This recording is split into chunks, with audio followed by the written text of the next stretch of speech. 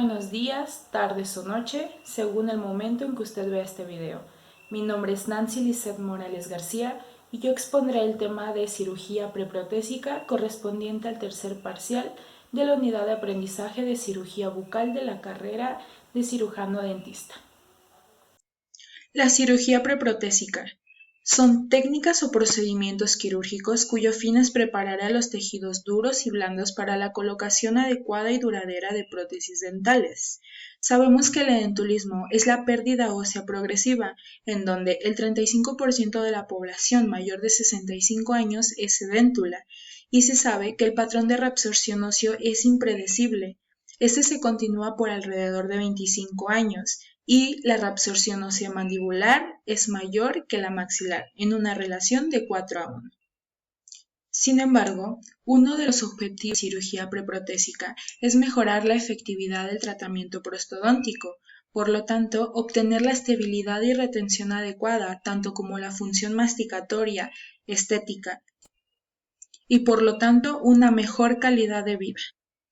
Para esto, existen factores que podemos controlar nosotros como odontólogos, tal es el caso como una técnica de extracción atraumática, una conservación de corticales, un remodelado óseo mínimo, una carga protésica o un desuso y aplicación de fuerzas anormales excesivas sobre la cresta alveolar remanente.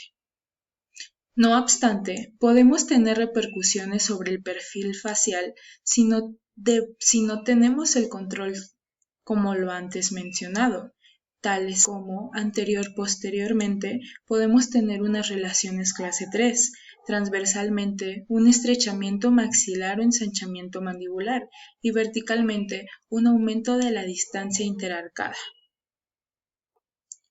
Entonces, para poder iniciar dicho tratamiento, se necesita una valoración del paciente, en donde debemos de comenzar con una historia clínica. Aquí es donde se habla acerca de los antecedentes heredofamiliares, tanto como antecedentes personales no patológicos y personales patológicos. También se tendrán que hacer ciertos estudios, tales son como la química sanguínea, biometría hemática o tiempos de coagulación.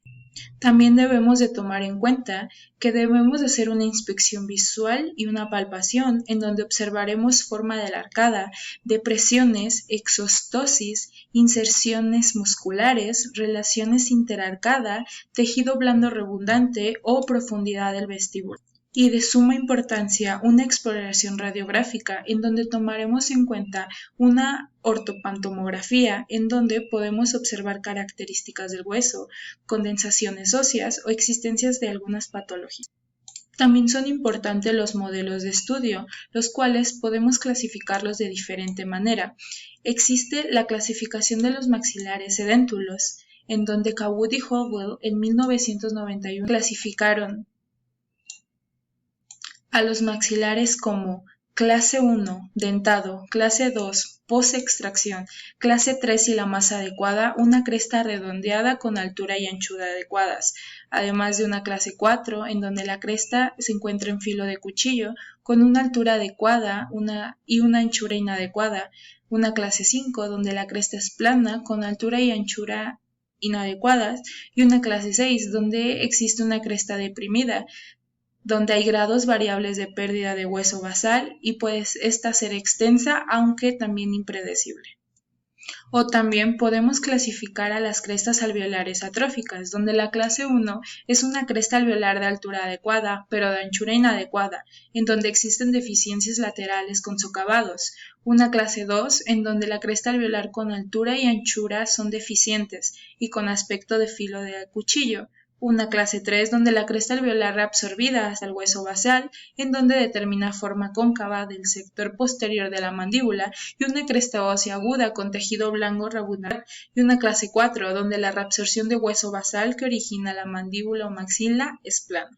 Sin embargo, también existen clases de reabsorción del maxilar, en donde Faschussel en 1985 las clasificó como clase 0, en donde existe una cresta en la arcada dentaria, la clase 1 en donde la cresta maxilar es ancha y alta, una clase 2 donde la cresta maxilar es estrecha y alta, una 3 donde es puntiforme y alta, una 4 donde existe una cresta ancha con altura y una clase 5 en donde la cresta maxilar es totalmente reabsorbida.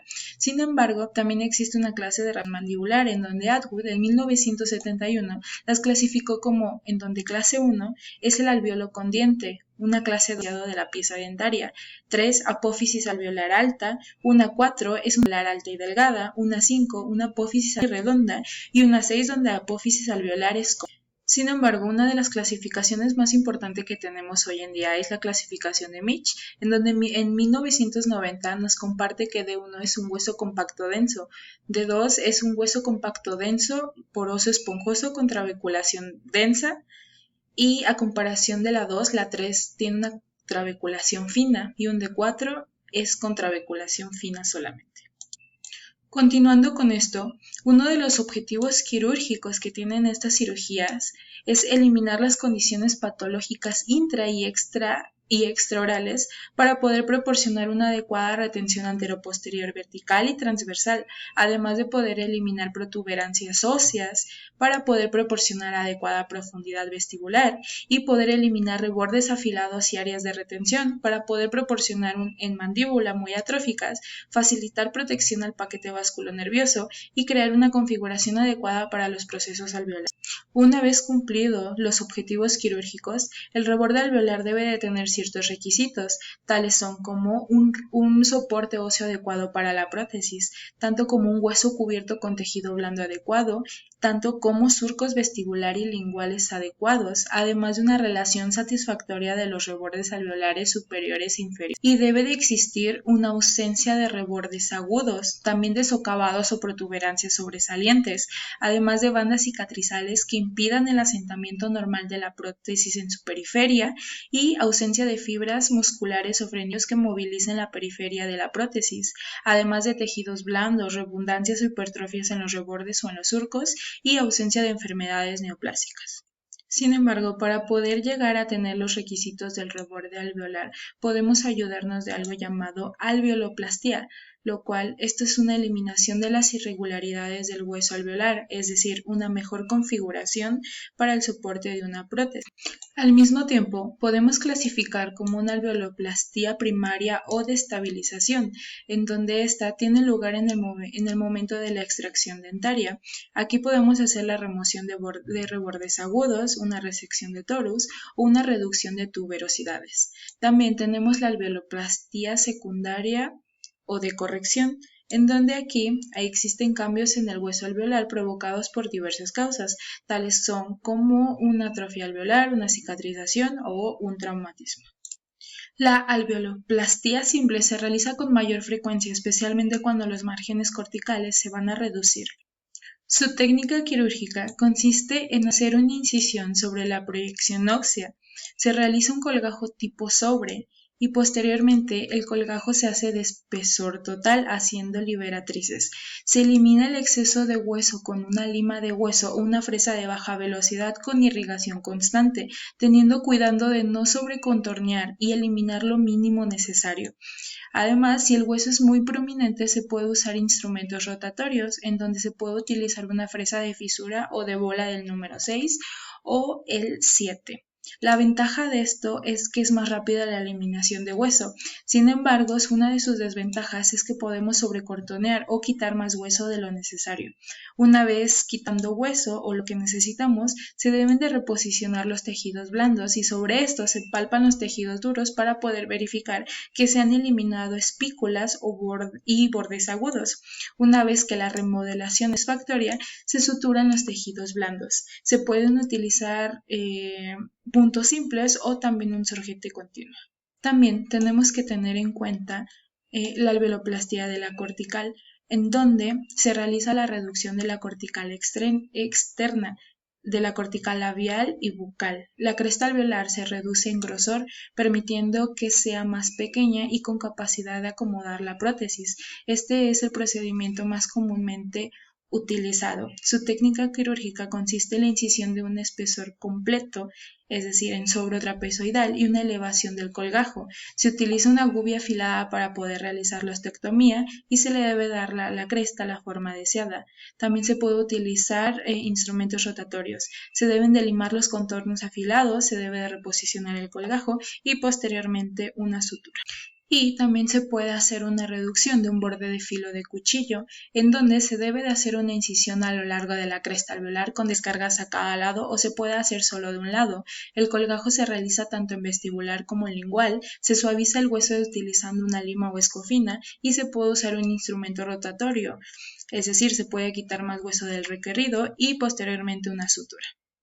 Por otra parte, también tenemos la alveoloplastia de Dean o también llamada intraseptal, la cual se realiza en pacientes con un resalte superior muy pronunciado. La técnica quirúrgica es que el hueso del tabique interdental se corta de canino a canino con fresa de baja o una gubia. Una fresa se hace en dos cortes verticales en la tabla vestibular. Estos deben de realizarse de extremo distal de los alvéolos de caninos. Se hace una fractura digital de la cortical vestibular en dirección palatina y de esta forma terminan los socavados sin reducir la altura de la cresta alveolar. Sin embargo, existe una modificación por Owe-Gesser en 1968 en donde se fracturan ambas corticales. Sin embargo, para poder lograr los objetivos ya antes mencionados, también nos podemos apoyar de algo llamado frenilectomía, lo cual también llamado frenectomía. Este es un procedimiento quirúrgico por el cual se elimina la brida o frenillos. La resección del frenillo labial, lingual o vestibular, o también frenillos que provoquen en el desajuste o desalojo de una prótesis, o también por una inadecuada altura del proceso alveolar en estas zonas o por inserciones altas de los mismos. Y en contraste tenemos una acetaplastia, en donde se logra alargar el frenillo.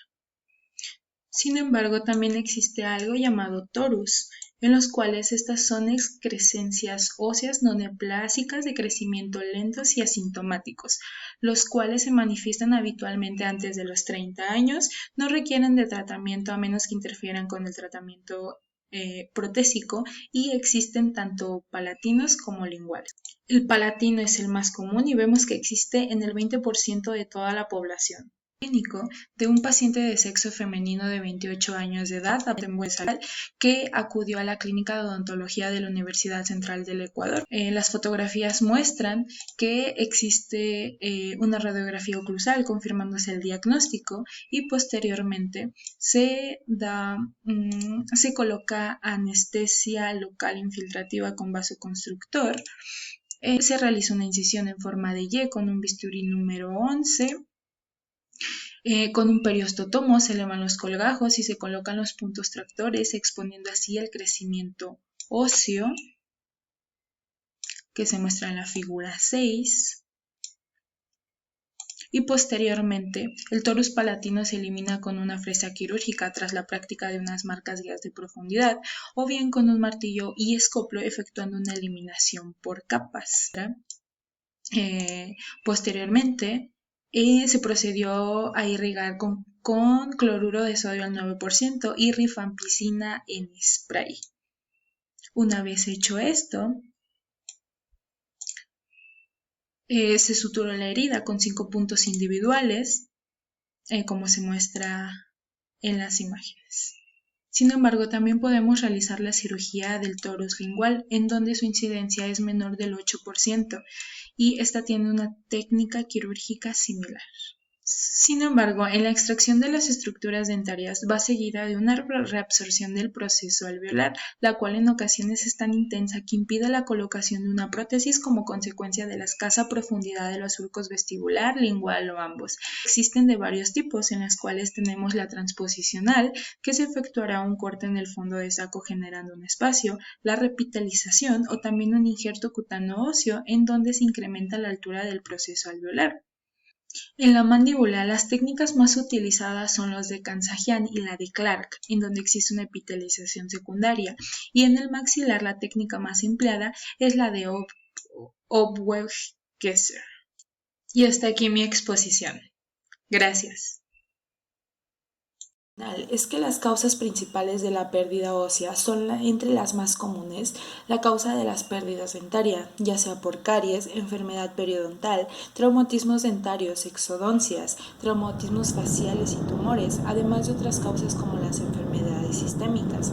El estado de dentulismo genera una pérdida progresiva de tejido óseo que produce cambios en el esqueleto facial y la cara que conducen al envejecimiento de los casos extremos. Uno de los mayores problemas en la odontología son los diversos defectos de los huesos maxilares por las causas antes mencionadas que pueden impedir o hacerlo en forma defectuosa, la colocación de las prótesis totales o parciales. Con el tiempo, son diversos los métodos de aumento óseo y remodelación del mismo, teniendo cada día más un avance increíble. Dicho esto, cabe resaltar que el tema expuesto en esta ocasión requiere de una mayor atención, puesto que es de suma importancia conocerlo y poder realizarlo de la manera más correcta posible. Sin más que decir, le agradezco su tiempo de ver este video. Gracias.